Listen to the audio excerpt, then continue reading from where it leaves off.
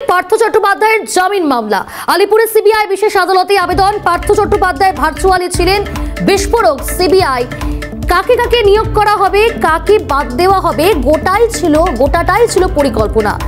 যারা সাথ দিত না তাদের পদ থেকে অপসারণ, বাড়িতে বৈঠক করে পদত্যাগ করানো হয়েছিল। দুর্নীতির গোটা ছবিতেই রয়েছে পার্থ চট্টোপাধ্যায়ের অপরাধ। এমনভাবে করতেন পরিকল্পনা করে শিক্ষা এমন একটা জায়গায় যা সমাজ তৈরি করে। একজন চিকিৎসক ভুল করলে একজন রোগীর ক্ষতি, কিন্তু এরা যে ধরনের অযোগ্য শিক্ষক এনেছে তাদের সমাজ কোন দিকে যাবে ঠিক নেই ভবিষ্যতে। পরিস্থিতি কখনো মিথ্যে কথা বলে না, পরিস্থিতি দেখাচ্ছে বর্তমানের ছবিটা। পার্থ চট্টোপাধ্যায় ভার্চুয়ালি আজ উপস্থিত ছিলেন।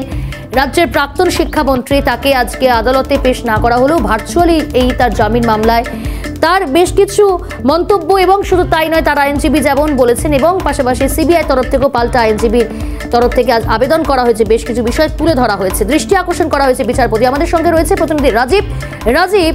আজ সিবিআইয়ের আইনজীবী মূলত কোন কোন বিষয়গুলো দৃষ্টি আকর্ষণ করলেন মাননীয় বিচারপতি?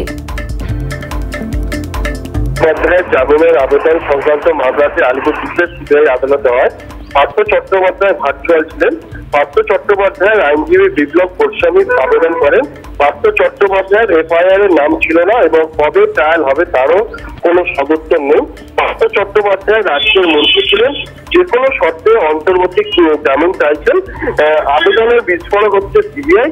কাকে কাকে নিয়োগ করা হবে, কাকে কাকে বাদ দেওয়া হবে, গোটাটাই ছিল পরিকল্পনা। যারা সাথ দিত না তাদেরকে পদ থেকে সরিয়ে দেওয়া হতো, বাড়িতে বৈঠক করে পদত্যাগ পর্যন্ত করানো হয়েছিল। দুর্নীতি গোটা বিষয় ছবিতেই রয়েছে পার্থ চট্টোপাধ্যায়। অপরাধ এমন ভাবে করতেন পরিকল্পনা করে যাতে শিক্ষাতে না থাকেন। শিক্ষা এমন একটা জায়গা যা সমাজ তৈরি করে এবং একজন চিকিৎসক কোনো ভুল করলে একজন রোগীর ক্ষতি হয়। কিন্তু এরা যে ধরনের অযোগ্য শিক্ষক এনেছে তাদের সমাজ কোনো দিকে নিয়ে যাবে ঠিক নেই ভবিষ্যতেই দেখা যাবে। পরিস্থিতি কখনো মিথ্যা কথা বলে না, পরিস্থিতি দেখাচ্ছে বর্তমানের ছবিটায়। এমনটাই কিন্তু বিস্ফোরক কিন্তু দাবি করলেন সিবিআই। ধন্যবাদ রাজীব। কথা বলছিলাম প্রতিনিধি রাজীব নস্করের সঙ্গে। আইনজীবী কি জানিয়েছেন শোনাবো আপনাদের।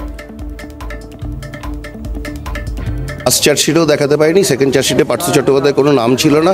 থার্ড চার্জশিটে দেখিয়েছে যে একজন মহিলা সেই সময় the then chairman of the SSC বোর্ডে ছিলেন, তাকে পার্থ চট্টোপাধ্যায় বকাবকি করেছিলেন।